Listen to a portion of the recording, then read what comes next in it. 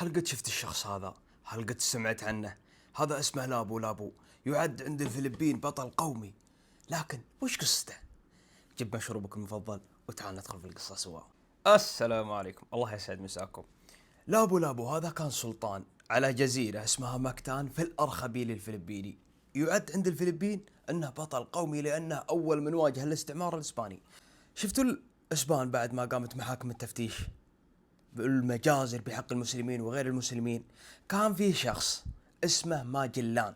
هذا كان قس برتغالي وكان شغال في الكنيسة على أنه يعالج الناس ويبيع لهم الصكوك المغفرة والغفران وعلى الجنة ويعالج ذا بفلوس.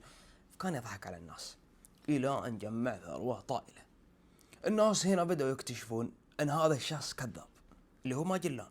في يوم درى أنه بيمسك حط رجله ودخل إسبانيا، وجاء عند الملك الإسباني وقال اسمع موضوعي كذا وكذا وكذا، وأنا جيت هنا زي ما تقول مجاهد ضد عدونا الأول اللي هو أعداء النصرانية اللي هم المسلمين. قال الملك الإسباني أبد، هذه السفينة وذولا عسكر وأنت قائد حملة، انشر التبشير هذا، اجعله في كل أرض، اجعل الناس يتنصرون. نبغى البشرة البيضاء هي السائدة في العالم، هو العرق الأول. ماجلان ما صدق وراح.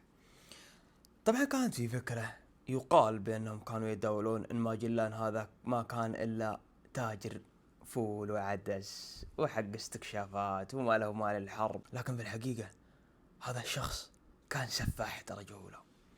ماجلان طلع من إسبانيا بعد ما لحق المسلمين في المغرب وفعل الجرائم هناك، وخرج من المغرب وذهب في شرق آسيا تحديدا للفلبين. نزل في الفلبين وجاك يقتل من البشر، يا أنك تتنصر وتدفع الدراهم اللي عليك أو تقتل. فكان يبيد الناس قاموا والتجهوا إلى أقوى جزيرة هناك في الأرخبيل هذا اللي هي جزيرة ماكتان، وكان زعيمها اللي هو لابو لابو. دخلوا عليه وقالوا ترى الموضوع كذا وكذا وحاصرنا ماجلان ووقفنا عوائلنا. حضروا ولا أمداهم يدخلون في وجه لابو لابو إلا والرسالة من ماجلان واصلة إليه. وش يقول؟ أنت يا ماجلان، يهدد ويتوعد أنه لو ما يسلم الأهالي ويسلم الجزيرة أن يبيده هو وربعه كلهم.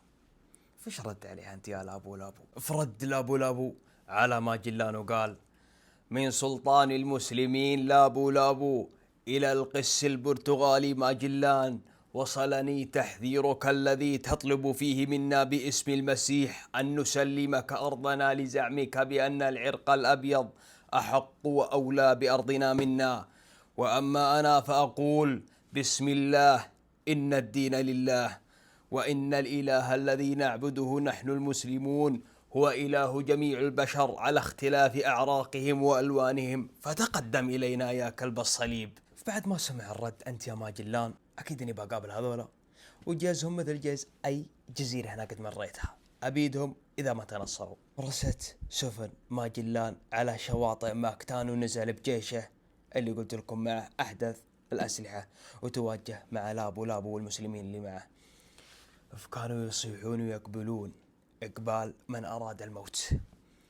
انصدم ماجلان وانصدم الجيش اللي معه. طبعا اختلفوا في عدد الطرفين كم عددهم، ولكن أن تصور أن شخص يعتبر أعزل أمام شخص مع سلاح حديث، ومع ذلك بفضل الله انتصر لابو لابو المسلم والمسلمين اللي معه، وأبادوا جيش ماجلان ما نجا منه إلا قلة قليلة ومن ضمنهم ماجلان.